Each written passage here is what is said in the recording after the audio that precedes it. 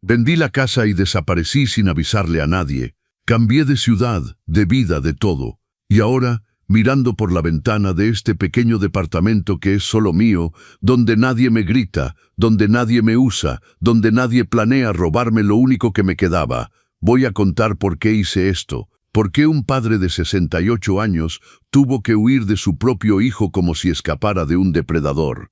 Eso es exactamente en lo que se convirtió Miguel para mí, un depredador. Y su esposa Carla, con toda esa familia de víboras que trajo a mi vida, fueron los cómplices perfectos de mi destrucción. Pero no me dejé destruir. Tomé una decisión que muchos llamarían cruel. Otros dirían que es extrema, pero para mí fue la única manera de sobrevivir, y si me acompañas hasta el final de esta historia, entenderás por qué no me arrepiento de nada. Entenderás por qué cada documento que firmé, cada caja que empaqué, cada lágrima que derramé en silencio mientras planeaba mi escape valió la pena. Porque hay momentos en la vida donde tienes que elegir entre seguir siendo la víctima o convertirte en tu propio salvador.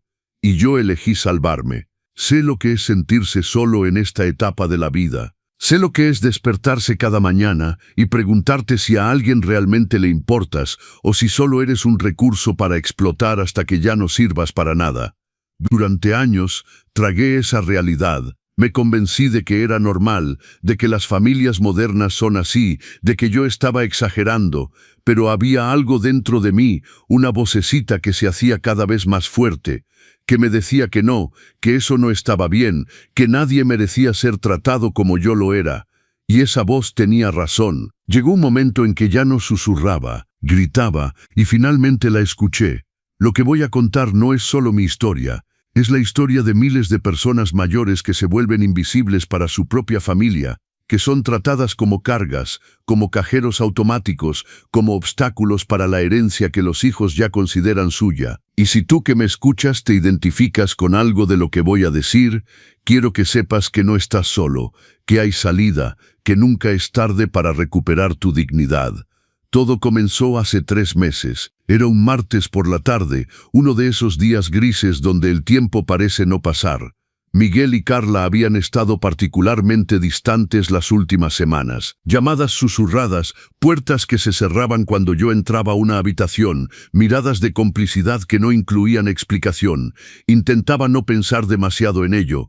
Después de todo, llevaban 5 años casados y yo había aprendido a darle su espacio. Carla nunca me había querido.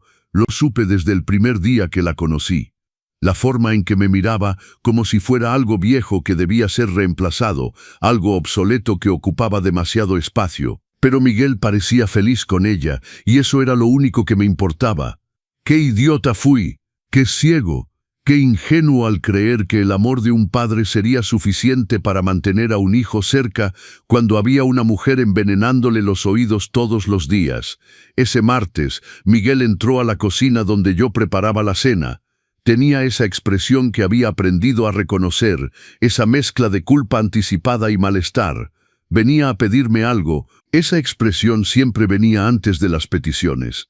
«Papá, necesito que me prestes dinero». «Papá, nos vamos a quedar unos meses más aquí hasta que encontremos algo». «Papá, Carla está un poco estresada. Trata de no molestarla». «Papá, papá, papá», siempre papá cuando necesitaba algo, pero nunca papá cuando se trataba de incluirme en los planes, en las alegrías en su vida real. Me volteé hacia él con esa sonrisa que me sale automáticamente. Esa sonrisa de padre que lo aguanta todo, que lo perdona todo, que nunca dice que no. «Miguel, mijo, ¿qué pasa?» Y él, sin mirarme directamente a los ojos, soltó la bomba como quien comenta el clima. «Papá, necesito las tarjetas bancarias, las 3. Carla y yo tenemos que hacer unas compras importantes esta semana. Te las devuelvo el lunes que viene». Algo dentro de mí se contrajo. Nunca me había pedido las 3 tarjetas al mismo tiempo. Una sí, tal vez 2 en caso de emergencia. Pero las 3, ¿por qué necesitas las 3, Miguel? Se encogió de hombros con esa indiferencia que me partía el alma. «Ya te dije compras importantes. No te preocupes, papá. Confía en mí. Confía en mí». Esas palabras resonaron en mi cabeza durante días.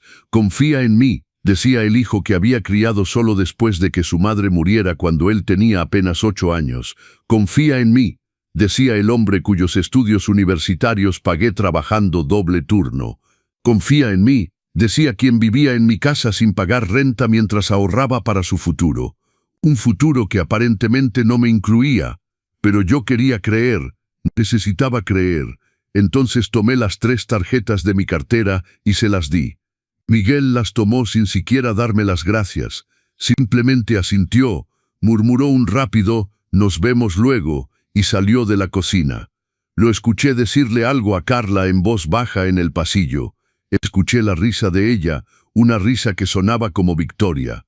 Y algo dentro de mí supo que acababa de cometer un terrible error, pero aún no sabía qué tan terrible era. Aún no sabía que esas tarjetas se usarían para financiar una traición tan grande que cambiaría mi vida para siempre. Los siguientes 3 días fueron extraños. Miguel y Carla prácticamente desaparecieron de la casa. Salían temprano y regresaban tarde. Cuando preguntaba dónde habían estado, las respuestas eran vagas.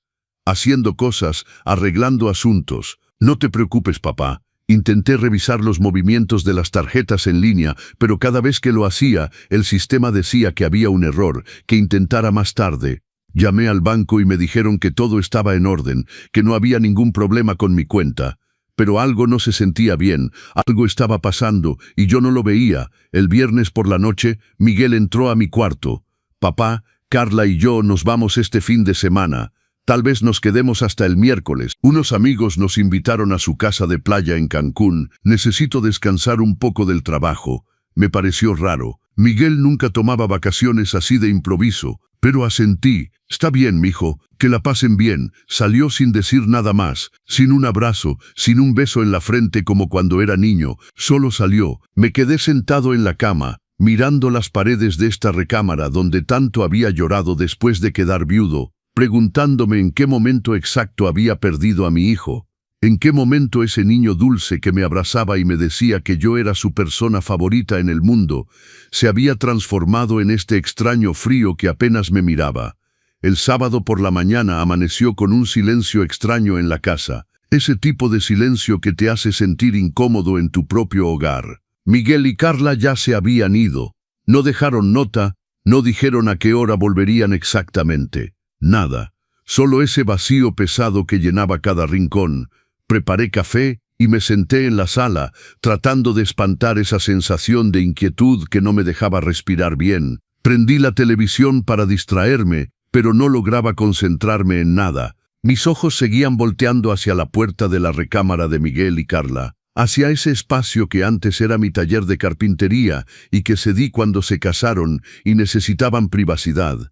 Privacidad para conspirar contra mí, descubrí después, pero todavía no lo sabía. Todavía estaba en esa burbuja donde viven los padres cuando no quieren aceptar que sus hijos son capaces de hacernos daño. Pasé el día limpiando la casa.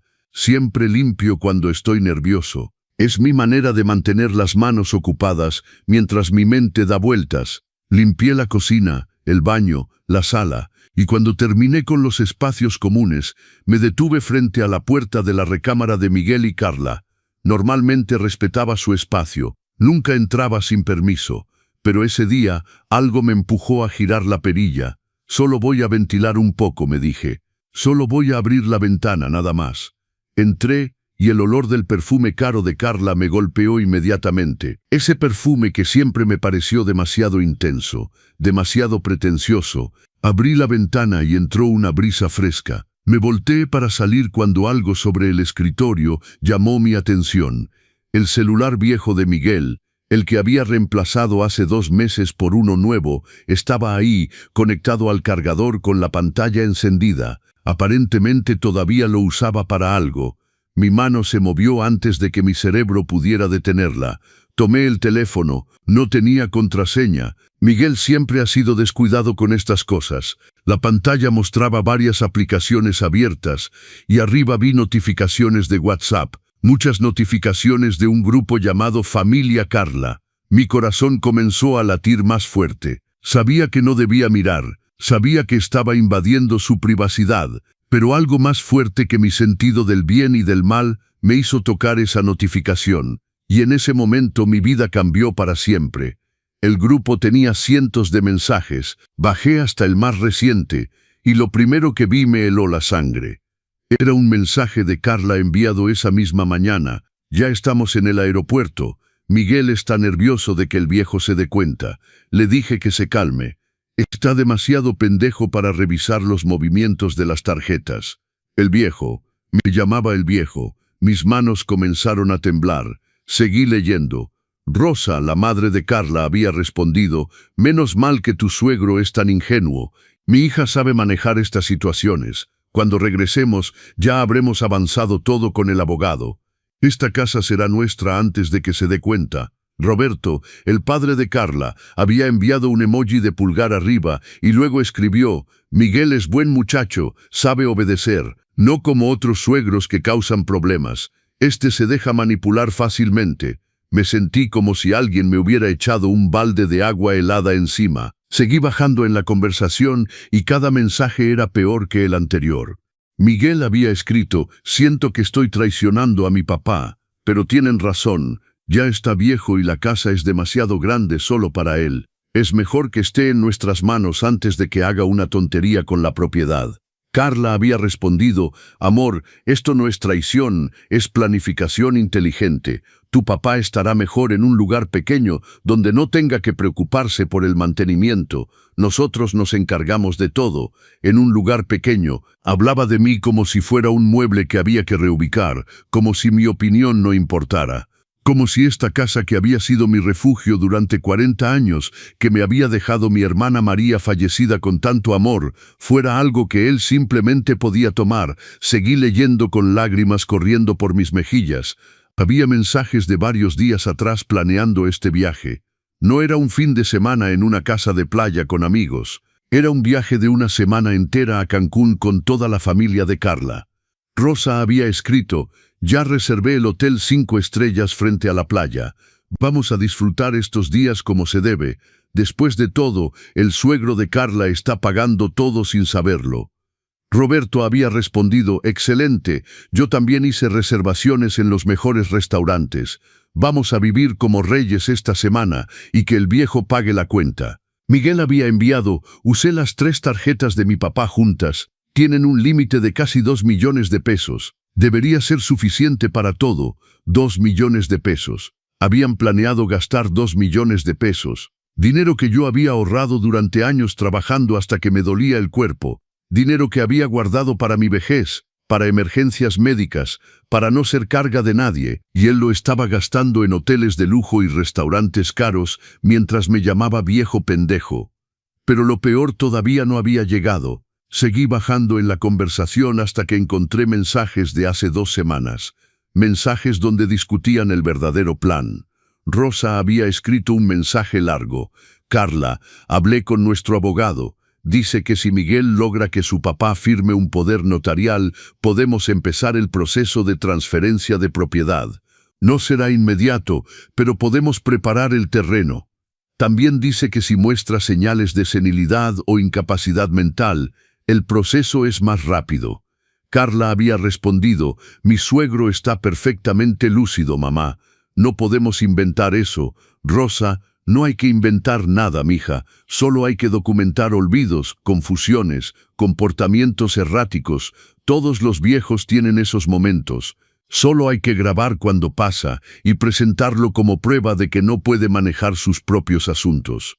«Roberto, Rosa tiene razón. Conozco 3 casos donde funcionó perfectamente.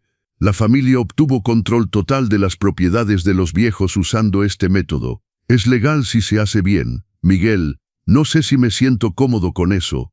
Carla, amor, piensa en nuestro futuro. Piensa en los hijos que vamos a tener. Necesitamos esta casa. Tu papá estará mejor atendido en un asilo. De todas formas, ya no aguanta todo este espacio. Es por su propio bien. Por mi propio bien. Quería meterme en un asilo, robarme mi casa y convencerse de que era por mi bien. Sentí una rabia tan profunda que creí que iba a explotar. Pero seguí leyendo porque necesitaba saberlo todo.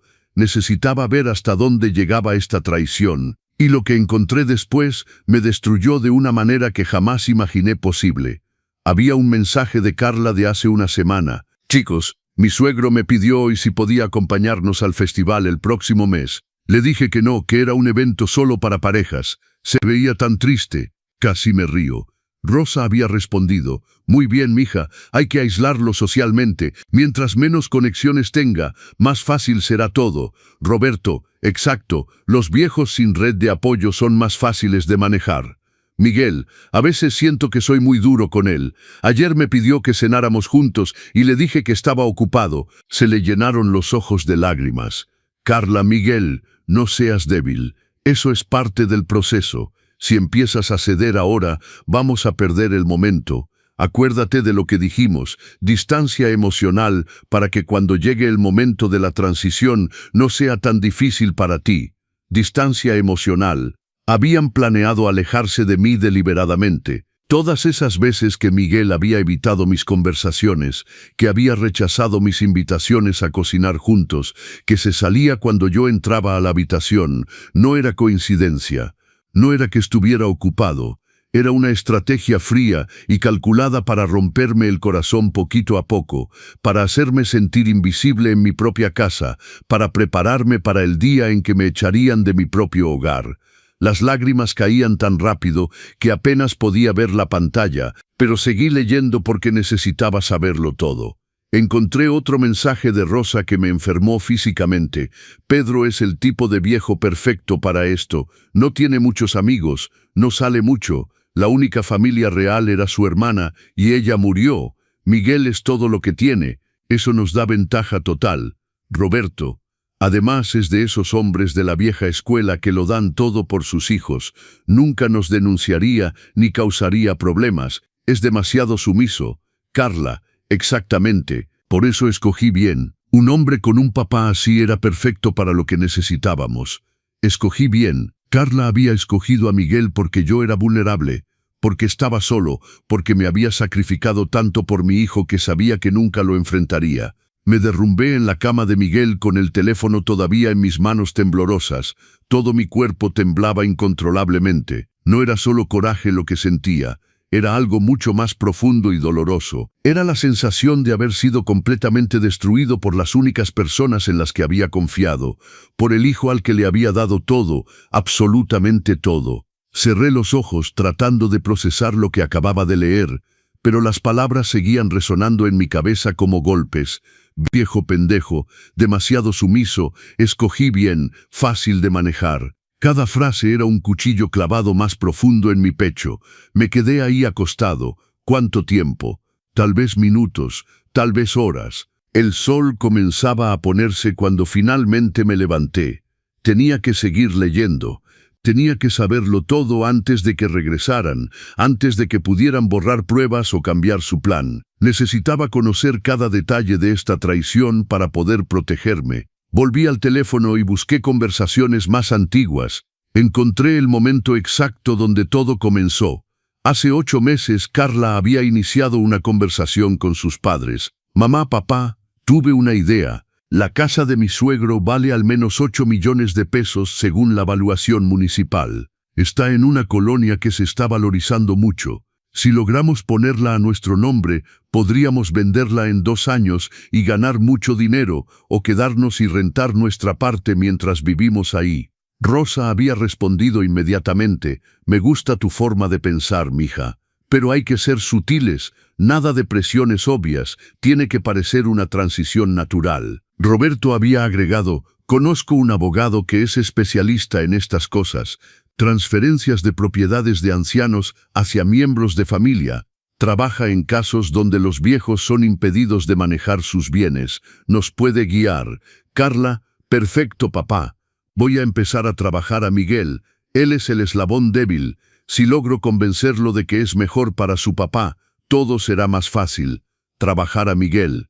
Mi hijo no había sido el instigador de todo esto. Había sido víctima de manipulación. Pero eso no lo excusaba porque había elegido continuar, había elegido traicionarme sabiendo que estaba mal. Encontré la conversación donde Carla le presentó la idea a Miguel. Era de hace 6 meses. Amor, tengo que hablarte de algo importante. Tu papá está envejeciendo y esta casa es mucha responsabilidad para él. Pensaba que tal vez deberíamos considerar ayudarlo a mudarse a un lugar más pequeño y fácil de manejar. Nosotros podríamos quedarnos con la casa y cuidarla mejor. Miguel había respondido: no sé, Carla, esta casa significa mucho para mi papá. Es la que le dejó mi tía María. Ellas estaban muy unidas, Carla, exactamente por eso, amor. Es demasiado dolor para él. Cada rincón le recuerda a su hermana muerta. Estaría mejor en un lugar nuevo donde pueda empezar de cero. Además, piensa en nuestro futuro, piensa en el bebé que queremos tener. Necesitamos espacio, necesitamos estabilidad. Tu papá lo entendería si se lo explicaras bien. Y así había comenzado, con mentiras disfrazadas de preocupación, con manipulación envuelta en palabras dulces sobre mi bienestar. Miguel había resistido al principio. Había mensajes donde expresaba dudas, donde decía que no se sentía bien con la idea. Pero Carla era persistente, y sus padres lo bombardeaban con argumentos. Poco a poco fueron minando su resistencia hasta que finalmente Miguel cedió. Vi que esto sucedía en esos mensajes. Vi cómo mi hijo se transformó en cómplice de mi destrucción, mensaje tras mensaje, pero había algo más que me destrozó completamente. Encontré una conversación donde hablaban específicamente de mi hermana María. Rosa había escrito: el hecho de que la hermana le dejara la casa directamente a Pedro y no a Miguel es un problema. Significa que quería protegerlo de algo. Vamos a tener que ser muy cuidadosos. Roberto, o tal vez la hermana era solo una vieja idiota también y no pensó en las implicaciones legales. Carla, mi suegro dijo que su hermana le hizo prometer que nunca vendería la casa, que era para que siempre tuviera un hogar seguro. Miguel, sí, mi tía María lo hizo jurar eso en su lecho de muerte. Mi papá lloró durante meses después de que murió. Carla, bueno, las promesas a los muertos no son contratos legales. Una vez que la casa esté a nuestro nombre, podemos hacer lo que queramos. Podemos hacer lo que queramos. Hablaba de romper la promesa sagrada que le había hecho a mi hermana moribunda, como si no fuera nada, como si el último deseo de María fuera un inconveniente menor que podía ignorar. Mi hermana había trabajado toda su vida para comprar esta casa. Nunca se casó, nunca tuvo hijos. Me la dejó porque sabía cuánto había sufrido después de quedar viudo, porque quería garantizar que siempre tuviera un techo. Y esta gente quería destruir ese regalo de amor como si fuera basura. Seguí leyendo y encontré los planes detallados. Habían dividido el proceso en fases. Fase 1, aislamiento emocional para que dependiera más de Miguel. Fase 2, documentar cualquier olvido o confusión mía como prueba de incapacidad mental. Fase 3, convencerme de firmar un poder notarial bajo el pretexto de ayudarme con las finanzas. Fase 4, usar ese poder para transferir la propiedad. Fase 5, convencerme de mudarme a un asilo o un departamento pequeño. Y si me resistía, tenían un plan B. Rosa lo había descrito fríamente. Si Pedro se niega a cooperar, podemos usar la prueba de incapacidad mental para iniciar un proceso de interdicción. El abogado dice que con buenos testimonios y documentación podemos lograr que un juez le quite la capacidad legal de manejar sus propiedades. Entonces Miguel, como hijo único, se convierte automáticamente en el tutor legal y puede tomar decisiones por él. Interdicción. Querían declararme mentalmente incapaz para robarme todo. Yo que todavía leía 3 libros al mes, yo que manejaba todas mis cuentas sin problema, yo que nunca había olvidado una cita médica, querían inventar una demencia que no existía para justificar el robo. Había más evidencia en ese teléfono, capturas de pantalla de propiedades en venta que Carla había guardado, casas de lujo que planeaban comprar con el dinero de la venta de mi casa. Había mensajes hablando de cómo decorarían mi hogar después de que yo ya no estuviera. Carla había escrito: voy a tirar todos esos muebles viejos de Pedro. Ese estilo anticuado me da náuseas. Vamos a hacer una remodelación completa, moderna, minimalista, elegante. Rosa, puedes donar esas cosas a una asociación de caridad o tirarlas. Los viejos acumulan tanta basura sin verdadero valor sentimental. Roberto, lo importante es que actuemos antes de que se arrepienta o cause problemas. Miguel no va a causar problemas. Confíen en mí. Conozco a mi papá, es muy dócil. ¿Dócil? Mi hijo pensaba que yo era dócil. Y tal vez tenía razón. Había sido dócil toda mi vida Había aceptado los malos tratos, la indiferencia, el abuso financiero, todo sin quejarme porque creía que así era como se amaba. Creía que sacrificarme en silencio era lo que los buenos padres hacían. Pero al leer esos mensajes, algo dentro de mí se rompió, o tal vez se acomodó en su lugar.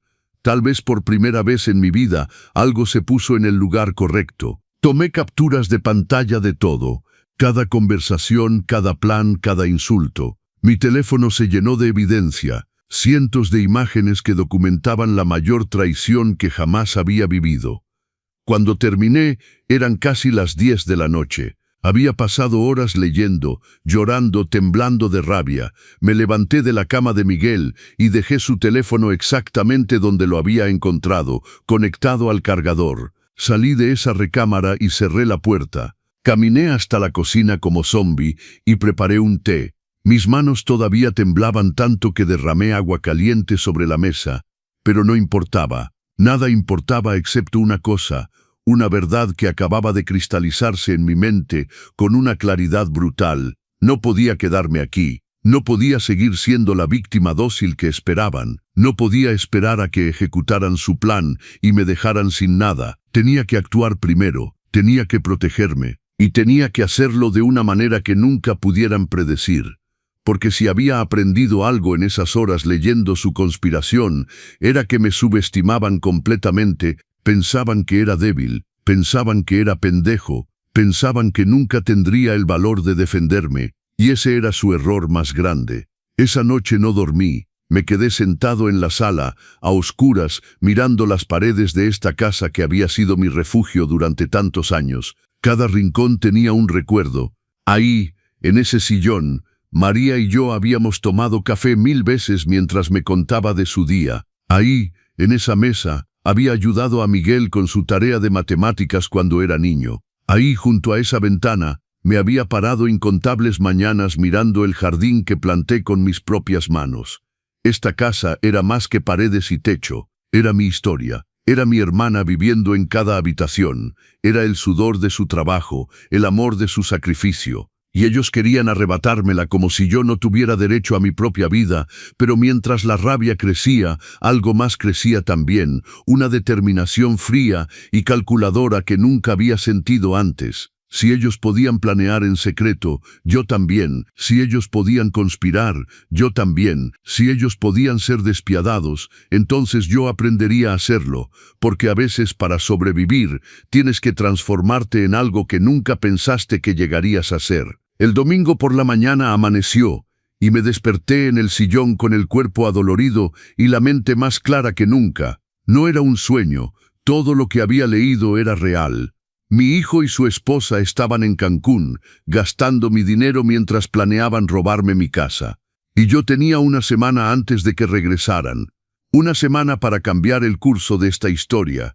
Una semana para dejar de ser la víctima y transformarme en algo que nunca esperarían. Me levanté, me bañé, me vestí con cuidado. Necesitaba pensar claramente. Necesitaba un plan. Pero primero, necesitaba ayuda. No podía hacer esto solo. Necesitaba a alguien en quien pudiera confiar, alguien que no me juzgara, alguien que entendiera. Y solo había una persona que cumplía esas condiciones, don Carlos, mi vecino de tantos años, el hombre que estuvo a mi lado cuando María murió, el único amigo verdadero que me quedaba. Tomé mi teléfono y le escribí: don Carlos, necesito hablar con usted urgentemente. ¿Puede venir a mi casa esta mañana? Es importante. Respondió en 5 minutos, llego en media hora. ¿Está bien, compadre? Escribí: no, pero voy a estarlo. Cuando don Carlos llegó, me encontró sentado en la mesa del comedor con mi laptop abierta y todas las capturas de pantalla organizadas en carpetas. Entró con esa cara de preocupación que solo los amigos verdaderos tienen. Pedro, ¿qué pasa? Se ve terrible. Serví café y sin decir nada, le pasé mi teléfono. Lea esto, dije con voz temblorosa. Quiero que lea todo antes de que hablemos. Don Carlos tomó el teléfono y comenzó a leer. Vi su expresión cambiar con cada captura de pantalla. Sorpresa, incredulidad, horror, coraje. Cuando terminó, casi media hora después, tenía lágrimas en los ojos. Pedro, esto es monstruoso. ¿Cómo pueden hacerle esto? Miguel es su hijo. Sentí que mis propias lágrimas volvían. Lo sé, y necesito su ayuda. Tengo que irme de aquí antes de que regresen. Tengo que protegerme. Pero no sé cómo. No sé por dónde empezar. Don Carlos se levantó, rodeó la mesa y me abrazó fuerte. Vamos a resolver esto, se lo prometo. Pero primero tenemos que pensar con la cabeza fría. Necesitamos un abogado. Tenemos que documentar todo y tenemos que actuar rápido. Pasamos todo el domingo planeando. Don Carlos llamó a contactos que tenía, un abogado que era amigo de su cuñado, un agente inmobiliario que había ayudado a su hermana, un contador que podía revisar mis finanzas. Para el lunes por la mañana tenía citas con los tres. La primera reunión fue con el abogado. Se llamaba licenciado Durán y tenía un pequeño despacho bien organizado en el centro. Le mostré todas las capturas de pantalla, le expliqué toda la situación. Escuchó sin interrumpirme, tomando notas de vez en cuando. Cuando terminé, se recargó en su silla y suspiró. Señor Morales, lo que su familia está planeando es fraude, es abuso financiero, y potencialmente, si logran falsificar documentos o su firma, sería un delito grave. Tiene evidencia sólida aquí, podría denunciarlos penalmente. Hizo una pausa. Pero eso tomaría tiempo, meses, tal vez años de procedimiento judicial. Y durante ese tiempo, ellos podrían seguir viviendo en su casa, presionándolo, haciéndole la vida imposible. Entonces, ¿qué puedo hacer?, pregunté desesperado. El licenciado Durán se inclinó hacia adelante. Puede protegerse de forma más efectiva. Puede vender la propiedad ahora, esta semana. La casa está solo a su nombre. No necesita permiso de nadie. Y una vez vendida, no hay nada que puedan robar. La idea me golpeó como un rayo. Vender la casa, mi casa, el regalo de María. El lugar donde había construido tantos recuerdos. Pero ¿qué eran los recuerdos comparados con mi dignidad? ¿Qué era una casa comparada con mi libertad? Mi hermana me había dado este lugar para protegerme, para darme seguridad. Y quedármela ahora significaría perder esa seguridad. Significaría quedarme prisionero esperando a que me lo quitaran todo. No, decidí en ese momento. No voy a dejar que eso pase. Si tengo que vender, vendo. Si tengo que irme, me voy. Pero será en mis términos, no en los de ellos. El licenciado Durán asintió con aprobación. Es la decisión correcta. Y tengo otra recomendación. Debe cancelar esas tarjetas bancarias inmediatamente. Repórtelas como perdidas o robadas. Así, los gastos que están haciendo ahora serán interrumpidos. Además, debería considerar presentar una denuncia por fraude. Su hijo usó sus tarjetas sin permiso para gastos no autorizados. Eso es un delito. Sentí un nudo en el estómago. Denunciar a Miguel, mi hijo. Pero luego recordé esas palabras en esos mensajes. Mi papá es dócil, no va a causar problemas. Y algo dentro de mí se endureció. Está bien, presentaré la denuncia. Salí del despacho del licenciado Durán con una lista de acciones a seguir. Primero, llamar al banco y cancelar las tarjetas. Segundo, reunirme con el agente inmobiliario para empezar el proceso de venta. Tercero, comenzar a empacar mis cosas esenciales. Cuarto, buscar un lugar a donde mudarme. Todo tenía que pasar en los próximos 6 días antes de que Miguel y Carla regresaran. Don Carlos me acompañó al banco. La asesora que nos recibió se mostró comprensiva cuando expliqué la situación. Señor Morales, veo aquí que sus tarjetas han tenido actividad inusual los últimos días. Gastos en Cancún por un total de, silbó suavemente, 1.800.000 pesos hasta ahora. Hotel de lujo, restaurantes, tiendas de ropa. Definitivamente no corresponde a su patrón de gastos habitual. 1.800.000 pesos en 3 días. Sentí que me iba a desmayar, y todavía les quedaban 4 días de viaje. La asesora continuó: voy a cancelar las 3 tarjetas inmediatamente y vamos a disputar todos esos gastos como no autorizados. También voy a bloquear su cuenta para que solo usted pueda hacer movimientos. Tendrá que venir personalmente para cualquier transacción importante. Es por su seguridad. Esa tarde me reuní con la agente inmobiliaria. Se llamaba Patricia, una mujer de unos 50 años, con una sonrisa profesional pero auténtica. Necesito vender mi casa rápido, dije directamente, muy rápido, en menos de una semana si es posible. Ella parpadeó, sorprendida. Señor Morales, las ventas inmobiliarias normalmente toman semanas, a veces meses. Hay inspecciones, avalúos, negociaciones. Entiendo su urgencia, pero una semana es. La interrumpí. Estoy dispuesto a vender por debajo del precio de mercado, 30-40% menos si es necesario. Solo necesito que la transacción se cierre rápido y que el dinero esté en mi cuenta antes del miércoles próximo. Patricia me miró con una mezcla de preocupación y curiosidad. Tiene que ver con problemas familiares, ¿verdad? Asentí sin dar detalles. Ella suspiró. Está bien, déjeme hacer unas llamadas. Tengo inversionistas que compran propiedades rápido con efectivo. No van a dar el precio completo, pero pueden cerrar en días si la propiedad está legalmente limpia. Es exactamente lo que necesito. El martes por la tarde ya tenía 3 ofertas sobre la mesa. Patricia había trabajado rápido, contactando a inversionistas que conocía. La mejor oferta era de 5.600.000 pesos en efectivo. Mi casa valía al menos 8 millones de pesos, según el avalúo reciente. Pero no me importaba. No se trataba de dinero.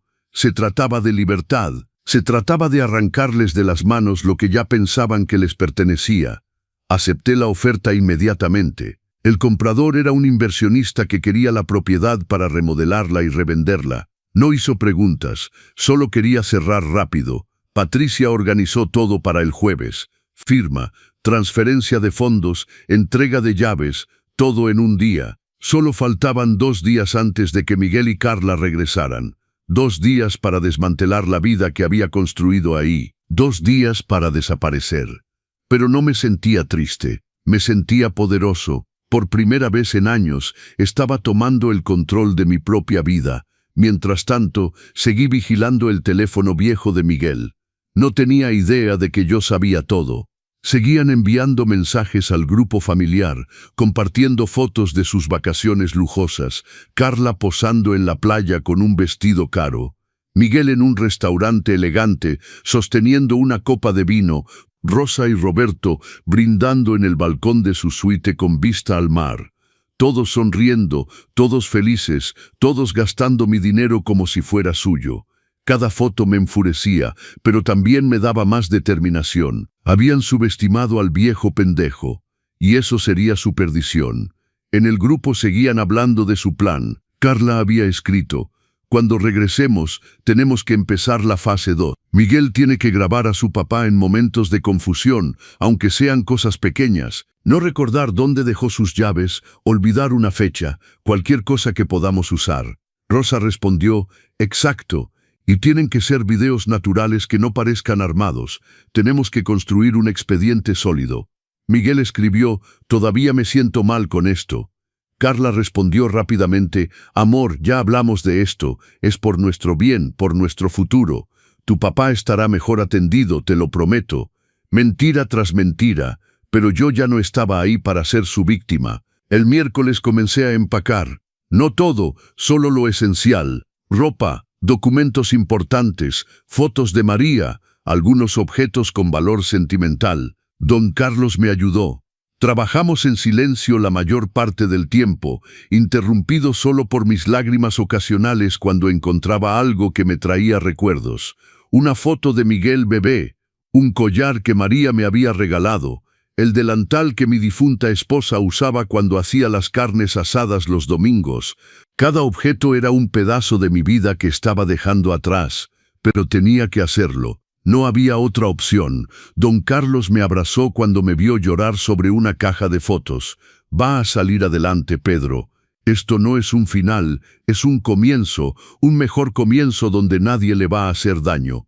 Quería creerlo, necesitaba creerlo. Mientras empacaba, también hice otras cosas importantes. Llamé al banco y transferí todo mi dinero a una nueva cuenta en otro estado, una cuenta que solo yo conocía. Cancelé todos los servicios a mi nombre en esta casa: luz, agua, gas, internet, todo. Programé las cancelaciones para el viernes. Quería que cuando Miguel y Carla llegaran el miércoles por la noche, encontraran una casa vacía, oscura y sin nada. Quería que encontraran exactamente lo que merecían, nada. También preparé algo especial. Con la ayuda del licenciado Durán, Redacté una carta que explicaba todo, que les mostraba que sabía cada detalle de su plan, que les hacía entender que habían perdido. La carta era dura, directa, sin espacio para malentendidos. Comenzaba así: Miguel y Carla, cuando lean esto, ya habré desaparecido de sus vidas. La casa que planeaban robarme ya está vendida. El dinero que pensaban heredar está protegido en cuentas que nunca podrán tocar. Las tarjetas bancarias que usaron para su viaje de lujo sin mi permiso fueron reportadas como fraude. Cada gasto que hicieron está siendo disputado y hay una investigación criminal en curso. Lo sé todo. Leí cada mensaje, vi cada plan, conozco cada insulto que dijeron sobre mí. Viejo, pendejo, dócil, fácil de manejar. Pensaron que era tan débil que nunca me defendería. Se equivocaron. La carta continuaba por 2 páginas más, detallando cada traición, cada mentira, cada momento donde habían mostrado su verdadero carácter. Y terminaba con esto: Miguel, te di la vida, te crié solo después de que tu madre murió. Trabajé hasta que me dolió el cuerpo para pagar tu universidad. Abrí las puertas de mi casa cuando te casaste, y tú pagaste todo eso planeando meterme en un asilo mientras robabas el último regalo que mi hermana me dejó. Carla, te recibí en mi familia con los brazos abiertos. Nunca te hice sentir menos. Nunca te maltraté. Y tú me llamaste viejo inútil y conspiraste para destruirme. A los dos les digo esto: no voy a denunciarlos penalmente, aunque podría. No voy a exponerlos públicamente, aunque debería. Simplemente voy a hacer lo que debí hacer hace mucho: desaparecer de sus vidas. Porque finalmente entendí que nunca me amaron. Solo amaron lo que podían quitarme. No intenten buscarme. No intenten contactarme. Para mí, dejaron de existir el día que decidieron traicionarme. Que tengan la vida que merecen. Pedro Morales. El licenciado Durán me ayudó a programar el envío de la carta. Llegaría por correo certificado exactamente el jueves por la tarde, un día después de mi desaparición, un día antes de su regreso. Tuve otro detalle que agregar al plan. Copié todas las capturas de pantalla de las conversaciones y las guardé en una memoria USB. Esa memoria la dejé con el licenciado Durán con instrucciones específicas. Si Miguel o Carla intentan buscarme legalmente, si intentan causar problemas, si dicen mentiras sobre mí, usted tiene permiso de usar estas pruebas, puede entregarlas a las autoridades, puede mostrarlas a quien sea necesario. Quiero que sepan que aunque no voy a atacarlos, tampoco voy a dejar que me ataquen. El licenciado Durán guardó la USB en su caja fuerte. Señor Morales, ha hecho todo correctamente, se protegió legal y emocionalmente. Ahora solo falta protegerse físicamente. ¿A dónde va? Ya tenía la respuesta. Mi primo Bernardo vivía en otra región. Habíamos sido cercanos en la infancia, pero perdimos contacto con los años. Lo había llamado 2 días antes, explicándole vagamente mi situación. No hizo preguntas, solo dijo: ven, quédate el tiempo que necesites. Mi casa es tu casa.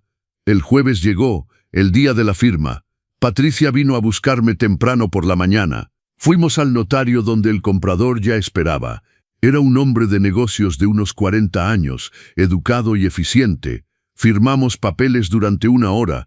Cada firma era un paso más hacia mi libertad. Cuando terminamos, el notario me entregó un cheque de caja de 5.600.000 pesos. Lo miré, sintiendo una mezcla de alivio y tristeza. Este pedazo de papel representaba 40 años de mi vida en esa casa, pero también representaba mi salvación. Fui directo al banco y deposité el cheque. La asesora procesó la transacción inmediatamente.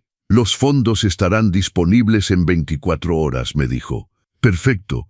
Cuando Miguel y Carla regresaran, el dinero ya estaría seguro en mi nueva cuenta en otro estado, inaccesible para ellos, protegido mío. Regresé a la casa por última vez esa tarde. Los nuevos dueños tomarían posesión el viernes por la mañana. Tenía esa noche para despedirme. Caminé por cada habitación vacía, mis pasos resonando en el silencio. Ya no había muebles, ni cuadros en las paredes, nada que dijera que Pedro Morales había vivido ahí durante décadas. Me detuve en el centro de la sala vacía y cerré los ojos. Podía ver a María sentada en su sillón favorito, el que había vendido con todo lo demás. Podía escuchar su risa cuando me contaba historias de su trabajo. Podía sentir su abrazo el día que me dio las llaves de esta casa, diciendo: «Hermano, esto es tuyo para siempre. Nadie puede quitártelo nunca». Nunca pensé que quien intentaría quitármelo sería mi propio hijo. Abrí los ojos y las lágrimas corrían libremente por mis mejillas. «Perdóname, María. Sé que prometí nunca vender esta casa, pero quedarme significaba perderla de todas formas. Al menos así, fui yo quien tomó la decisión. Fui yo quien tuvo el control. Espero que donde estés puedas entender. Espero que sepas que hice lo único que podía hacer para sobrevivir». Me quedé ahí de pie hasta que oscureció. Luego cerré la puerta por última vez y le di las llaves a Patricia, quien las entregaría al nuevo dueño en la mañana. Nunca volví a esa casa. Esa noche dormí en casa de don Carlos. Había insistido en que no pasara mi última noche solo. Había preparado una cena sencilla y nos sentamos a comer en silencio. «Pedro», me dijo finalmente, «sé que duele. Sé que sientes que estás perdiendo todo. Pero quiero que sepas algo, lo que estás haciendo es valiente. La mayoría de la gente en tu situación se dejaría maltratar porque tienen miedo de estar solos. Tú elegiste tu dignidad. Eso no es cobardía, es lo más valiente que he visto». Esas palabras me reconfortaron, pero aún sentía ese vacío en el pecho, esa sensación de haber perdido a mi hijo, porque eso era lo que más dolía.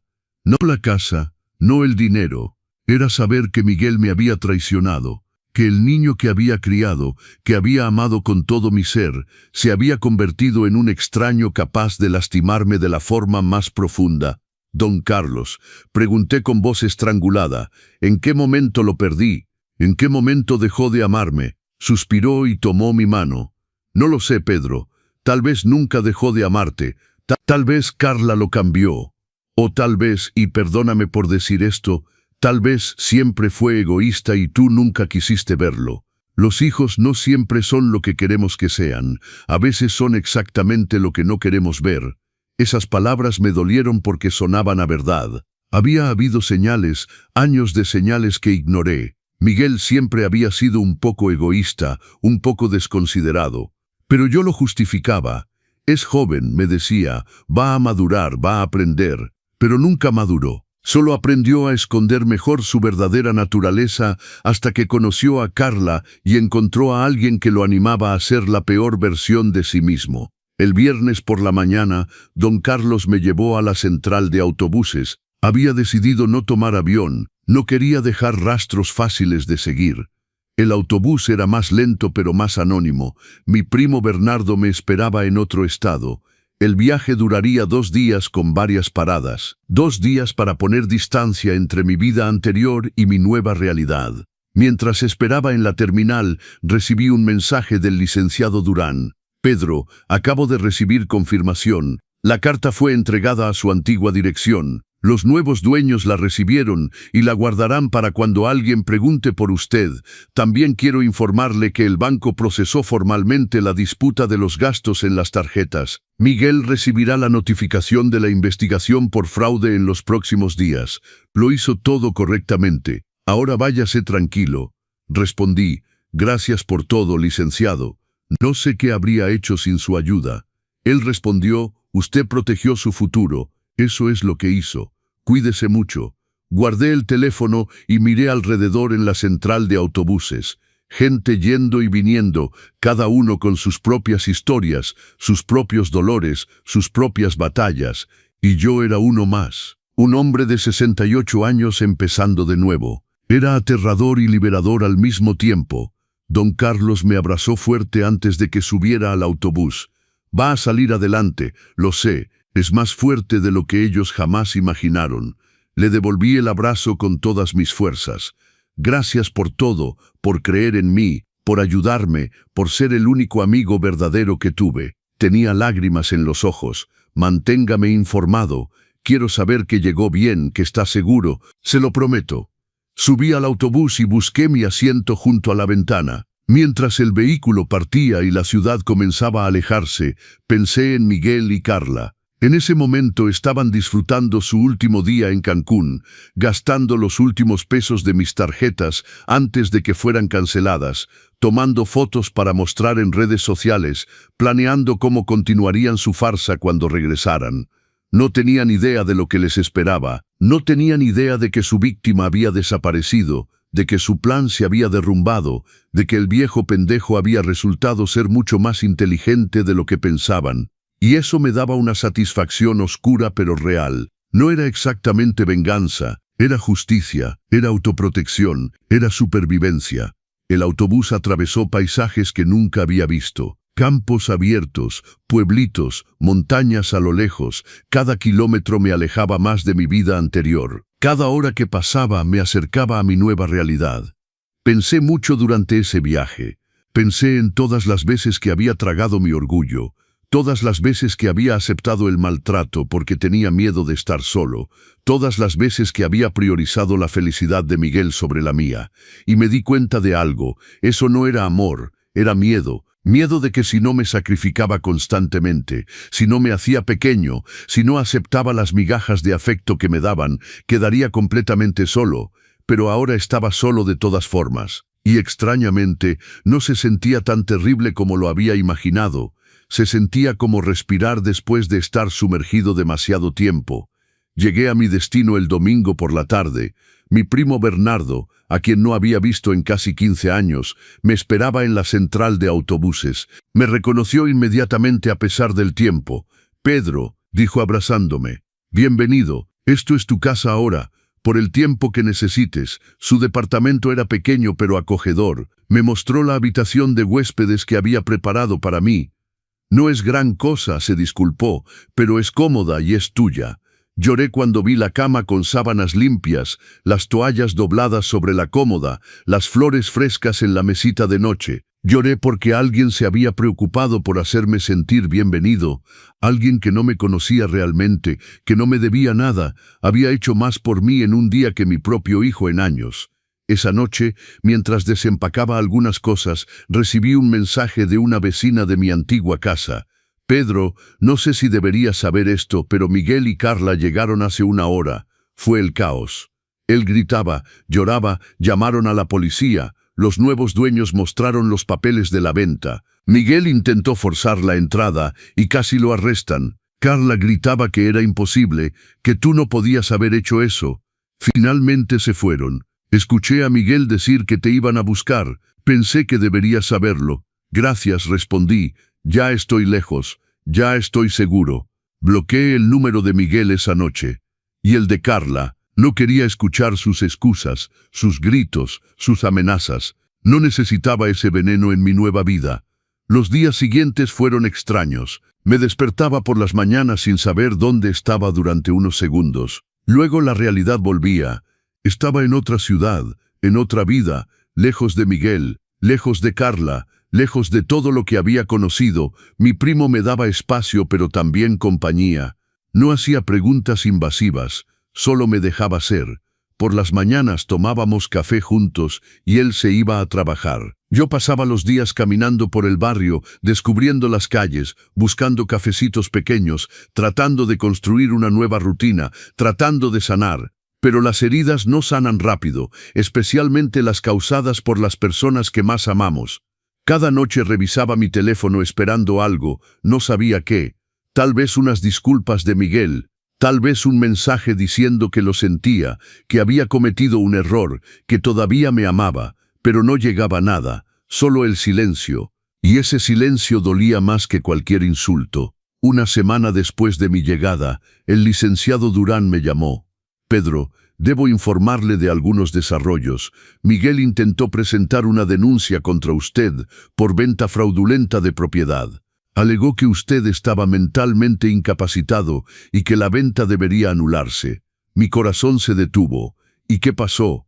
El licenciado Durán rió. «El juez revisó los documentos, vio que usted había pasado evaluaciones médicas recientes como parte del proceso de venta. Vio que un notario había certificado su capacidad mental. Vio que usted actuó con un abogado presente, y luego vio las pruebas que presenté, las conversaciones donde ellos planeaban declararlo incapaz falsamente. El caso fue desechado en minutos. Además, el juez advirtió a Miguel que presentar denuncias falsas podría resultar en cargos contra él. Sentí un alivio tan grande que casi me desmayo. Entonces no pueden hacer nada, no pueden tocar el dinero, no pueden anular la venta, no pueden obligarme a regresar. Exactamente, confirmó el licenciado Durán. Legalmente está completamente protegido. Además, el banco confirmó los gastos fraudulentos en las tarjetas. Miguel tendrá que reembolsarlo todo o enfrentar cargos criminales. Y Carla también está implicada porque ella hizo algunos gastos directamente. Están en serios problemas financieros ahora. Después de colgar con el licenciado Durán, me senté en el pequeño balcón del departamento de mi primo. Miré la ciudad que apenas comenzaba a conocer. Una ciudad donde nadie conocía mi historia, donde nadie me veía como el viejo pendejo que fue engañado por su familia. Aquí era solo Pedro, un hombre empezando de nuevo, y eso se sentía como un regalo. Los días se convirtieron en semanas.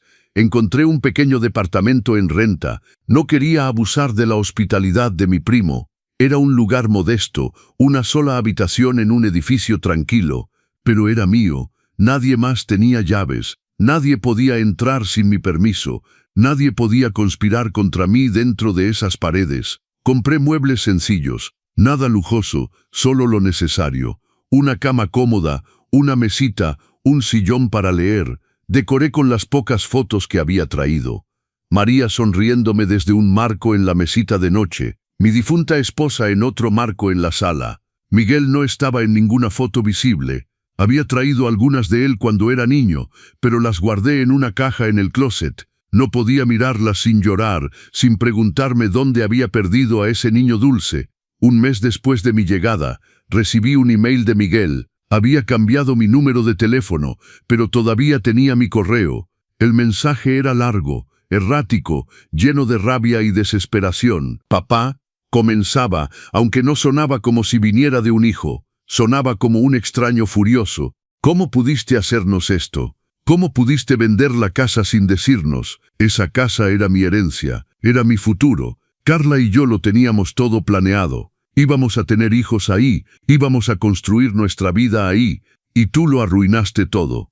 El banco nos está demandando por las tarjetas. Dicen que cometimos fraude, que tenemos que reembolsar 1.800.000 pesos más intereses y penalizaciones. No tenemos ese dinero. Perdí mi trabajo porque no podía concentrarme con todo este estrés.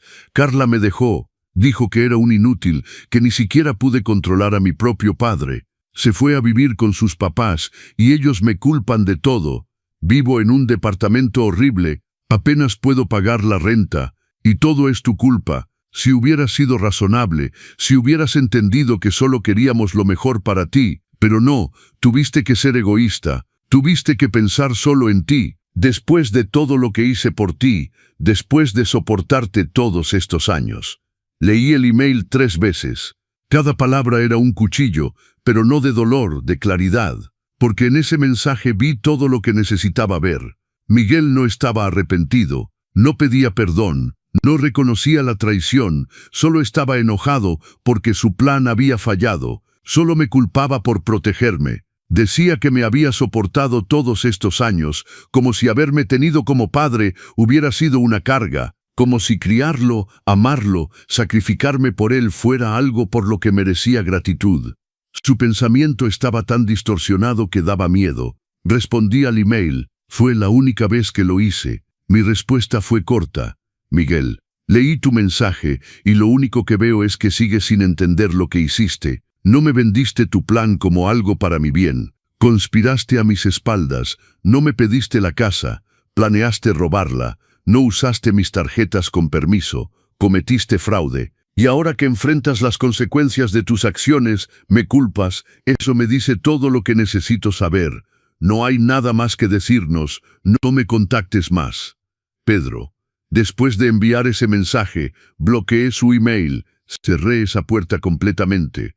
Las semanas siguientes fueron más fáciles, sin la ansiedad constante de esperar mensajes de Miguel, sin el peso de preguntarme si debía darle otra oportunidad, sin la culpa que intentaba imponerme por haberme protegido. Comencé a salir más. Conocí a otros hombres en un club de lectura de la biblioteca local, hombres de mi edad que también habían vivido pérdidas, traiciones, nuevos comienzos. No conté mi historia completa al principio, pero poco a poco compartí pedazos.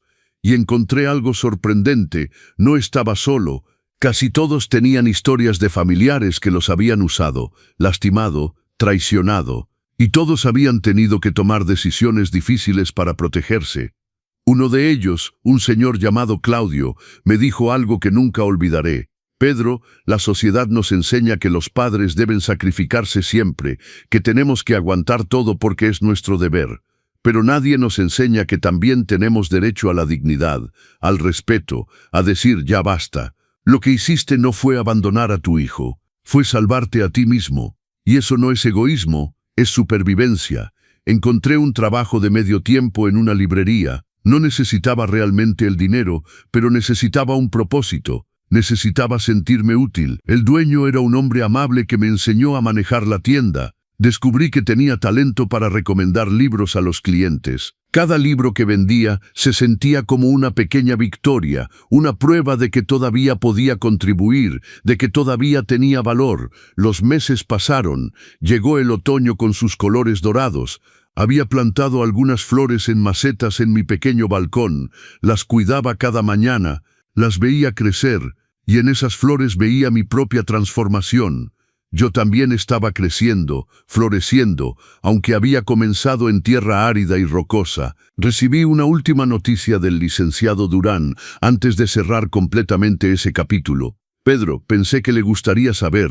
Miguel y Carla llegaron a un acuerdo con el banco. Van a pagar 1.800.000 pesos en mensualidades durante 5 años. Si faltan a un solo pago, enfrentarán cargos criminales. También supe que Miguel está trabajando en 2 empleos para poder pagar, y Carla regresó con él, pero aparentemente la relación está muy deteriorada. Su familia lo desprecia por no haber logrado quedarse con la casa. Irónico, ¿no? Lo que querían que los uniera los está destruyendo.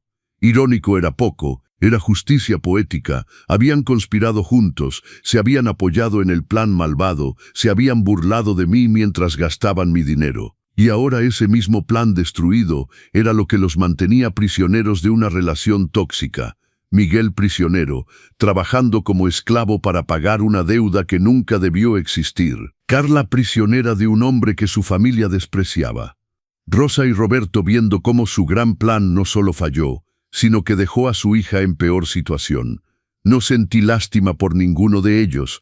Tal vez eso me hacía cruel, tal vez debería haber sentido compasión. Después de todo, Miguel seguía siendo mi hijo biológicamente, pero el hijo que había criado, el niño que había amado, ese ya no existía, si es que alguna vez existió. Tal vez solo había sido una ilusión que creé, una fantasía de paternidad perfecta que nunca fue real. Y aceptar eso dolía, pero también liberaba, porque significaba que no había perdido nada real, solo había soltado algo que nunca tuve.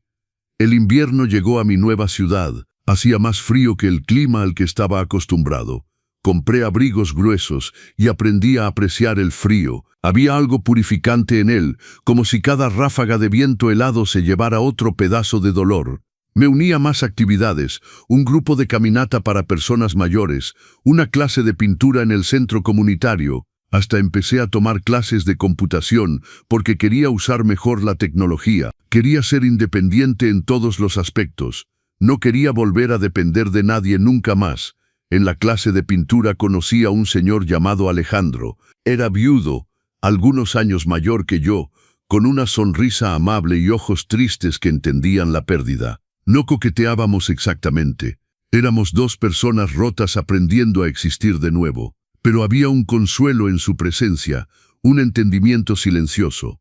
Un día, después de clase, me invitó a tomar café. Acepté. Nos sentamos en un cafecito pequeño y hablamos durante horas. Me contó de su esposa que murió de cáncer 3 años atrás, de sus hijos que vivían en otros países y llamaban rara vez, de la soledad de envejecer cuando la gente que pensabas que estaría ahí simplemente no está. Le conté mi historia por primera vez, toda mi historia del principio al fin, Miguel, Carla, el plan, la traición, mi escape.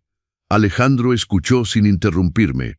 Cuando terminé, vi lágrimas en sus ojos. «Pedro», dijo tomando mi mano sobre la mesa, «lo que hiciste fue lo más valiente que he escuchado, y lamento que tu hijo te traicionara así. Pero quiero que sepas algo, el hecho de que te traicionara no significa que fallaste como padre, significa que él falló como hijo». Esas palabras rompieron algo en mí.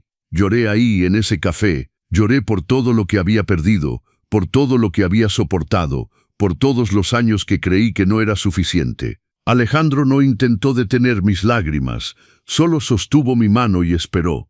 Y cuando finalmente me calmé, sonrió amablemente. «Ahora», dijo, «hablemos de tu futuro, no de tu pasado, de las cosas buenas que todavía pueden venir». Y hablamos. Por primera vez en meses hablé de esperanza en lugar de dolor, de posibilidades en lugar de pérdida, de la vida que me quedaba por vivir. Alejandro y yo nos volvimos amigos cercanos. No había romance, no realmente, pero había compañía. Caminábamos juntos los domingos, íbamos al cine ocasionalmente, cocinábamos cenas sencillas en mi departamento o en el suyo, y lentamente me di cuenta de que estaba construyendo algo que nunca realmente tuve. Una vida propia, no definida por ser el padre de alguien, no definida por ser el esposo de alguien, solo Pedro, un hombre con sus propios intereses, sus propias amistades, sus propias decisiones, y eso se sentía revolucionario. Después de 68 años, finalmente estaba descubriendo quién era cuando nadie me necesitaba para nada. Un año después de mi escape, recibí una carta física, no de Miguel, sino de Rosa, la madre de Carla. Me sorprendió. La carta era breve pero impactante. «Señor Morales, no sé si leerá esto o si me odia demasiado para considerar mis palabras, pero debo decir algo. Mi hija Carla dejó a Miguel hace 3 meses. Se dio cuenta de que no era el hombre que pensaba. O tal vez se dio cuenta de que el plan que trazamos era inmoral y cruel. No lo sé. Lo que sé es que desde que todo esto explotó, mi familia no ha tenido paz. Roberto y yo discutimos constantemente. Él me culpa por haber impulsado el plan. Yo lo culpo por haberlo alentado. Carla está deprimida, en terapia, tratando de entender en qué tipo de persona se convirtió. Y yo, bueno, no puedo dormir por las noches». La carta continuaba. Sigo viendo su cara en mi mente, cómo se debe haber sentido al leer esas conversaciones, al descubrir que la familia de su nuera, gente que debió respetarlo, lo llamaba viejo pendejo, que conspiraba para robarle su hogar. No espero su perdón, no lo merezco. Solo quería que supiera que no salimos ilesos, que la crueldad que ejercimos contra usted nos está destruyendo desde adentro. Y que si pudiera regresar el tiempo, nunca habría sugerido ese plan horrible. Pero no puedo. Solo puedo vivir con la culpa. Y espero que usted, donde sea que esté, haya encontrado paz. Porque se la merece, nosotros no. Rosa. Leí la carta varias veces, sentí muchas cosas. Rabia porque las disculpas llegaban demasiado tarde, satisfacción porque estaban sufriendo las consecuencias, tristeza porque todo esto pudo haberse evitado si hubieran elegido ser buenas personas. Pero sobre todo, sentí indiferencia. Su culpa no era mi problema. Su familia destruida no era mi responsabilidad arreglar. Había sanado lo suficiente como para no necesitar su arrepentimiento. No necesitaba su validación de que lo que me hicieron estuvo mal. Ya lo sabía, y ya había seguido adelante. No respondí la carta. La guardé en un cajón con todas las demás pruebas de esa época. Documentos que guardaba por razones legales, pero que ya no miraba. Ese capítulo estaba cerrado. Mi vida ahora era diferente, mejor, más pequeña en términos materiales tal vez. Ya no tenía una casa grande, ya no tenía familia cercana, pero tenía paz, tenía dignidad. Tenía elección. Y eso valía más que cualquier propiedad, más que cualquier relación forzada con gente que no me apreciaba. Las estaciones siguieron cambiando. Llegó la primavera con sus flores y nuevos comienzos. Yo también florecía. Mi pequeño negocio de vender libros usados había crecido. Conocía a mis vecinos. Tenía rutinas. Tenía propósito. Una tarde, ordenando mis cosas, encontré una foto vieja de Miguel, cuando tenía 5 años.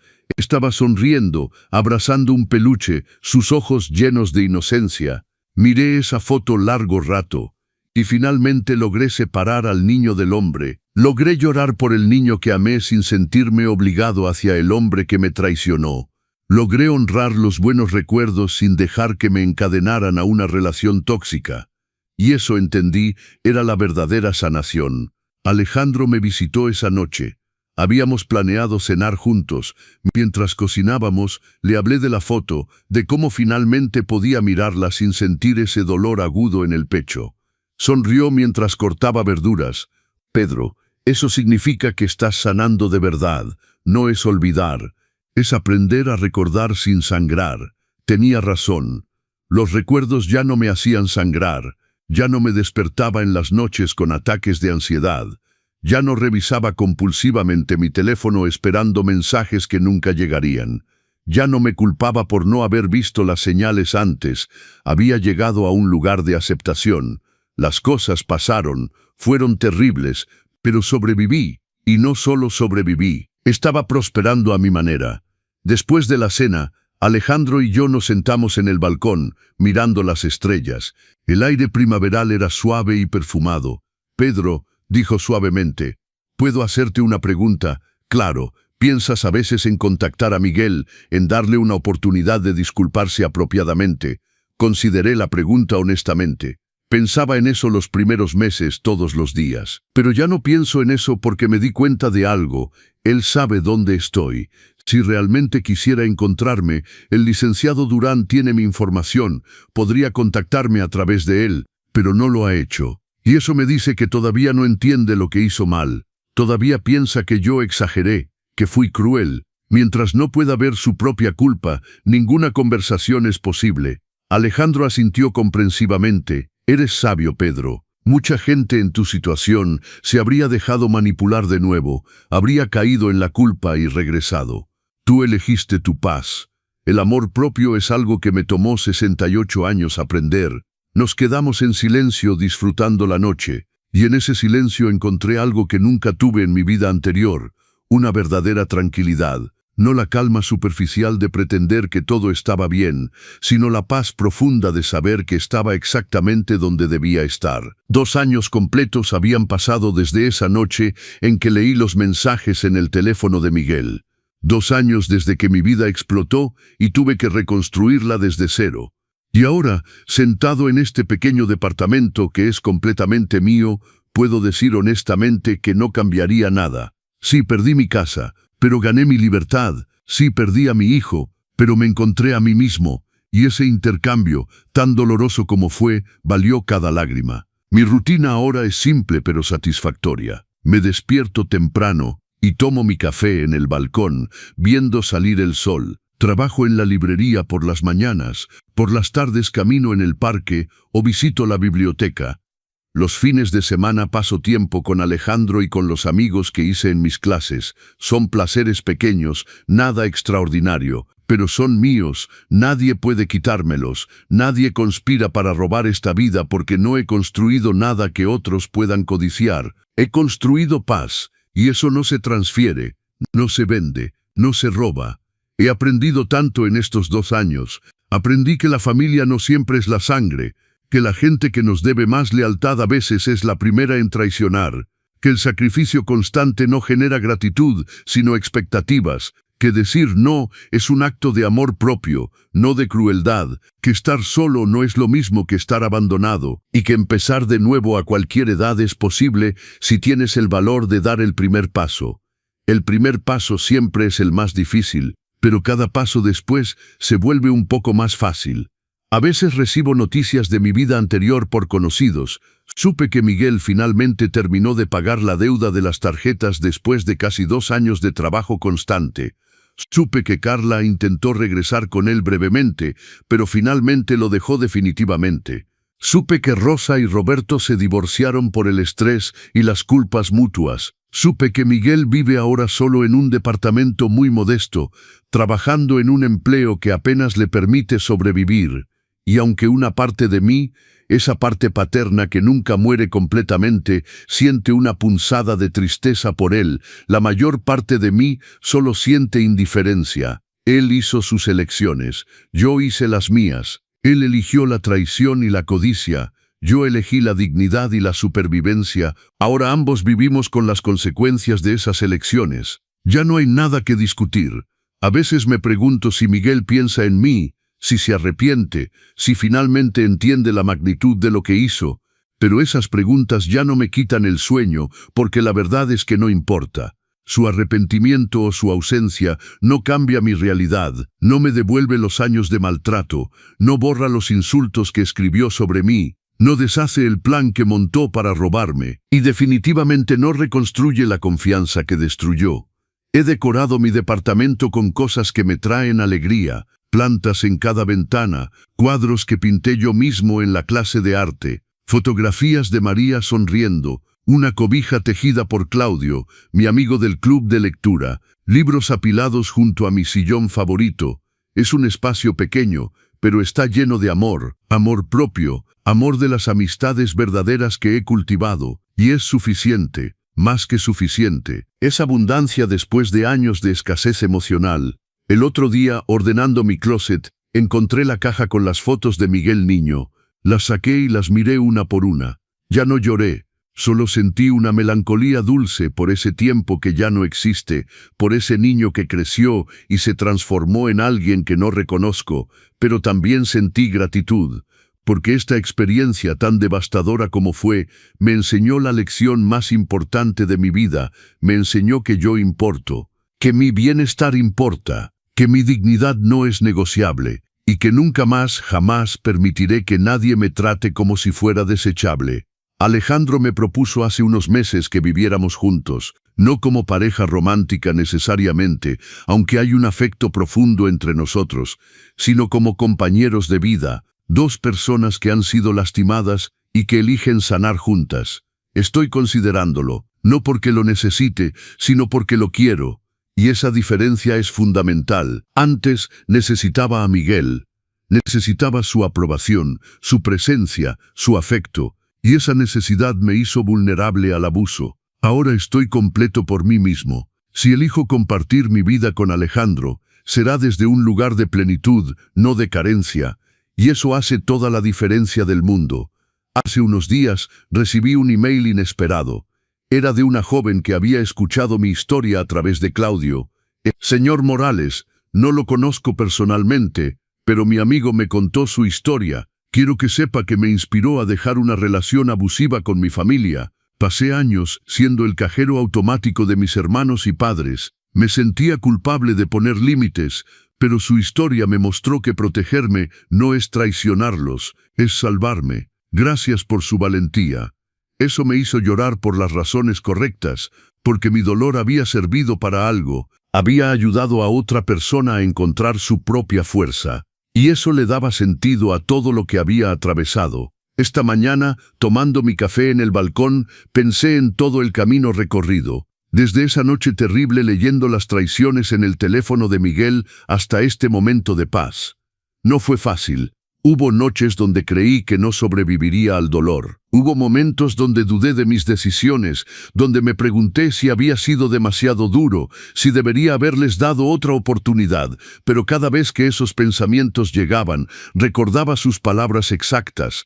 Viejo, pendejo, fácil de manejar, demasiado sumiso, y recordaba que no malinterpreté nada, no exageré nada, ellos realmente conspiraron para destruirme. Y yo realmente elegí sobrevivir. Si pudiera hablar con el Pedro de hace 2 años, con ese hombre temblando mientras leía esos mensajes horribles, le diría esto: sé que tienes miedo, sé que sientes que estás perdiendo todo, pero lo que pierdes no vale la pena conservar. Lo que viene después del dolor es mejor de lo que puedes imaginar. Vas a descubrir una fuerza que no sabías que tenías, vas a encontrar gente que te valora de verdad, vas a construir una vida pequeña pero hermosa, y vas a estar bien, más que bien, vas a estar en paz. Y a cualquier persona que lea esto, a cualquier persona que se identifique, quiero decirle lo mismo. Si están siendo maltratados por su familia, si están siendo usados, si están siendo tratados como si no importaran, quiero que sepan que tienen opciones, que no son prisioneros, que elegir su dignidad sobre una familia tóxica no los hace malas personas, los hace sobrevivientes, los hace valientes, y aunque el camino sea difícil, aunque haya dolor y pérdida, del otro lado está la vida, la paz, la posibilidad de ser finalmente quienes realmente son sin tener que encogerse para hacer felices a personas que nunca los valorarán.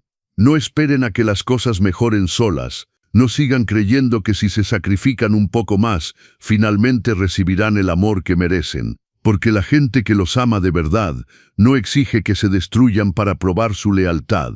El amor verdadero no duele constantemente, no manipula, no conspira, no traiciona, y ustedes merecen amor verdadero, aunque ese amor venga de amigos en lugar de familia, aunque venga de ustedes mismos primero.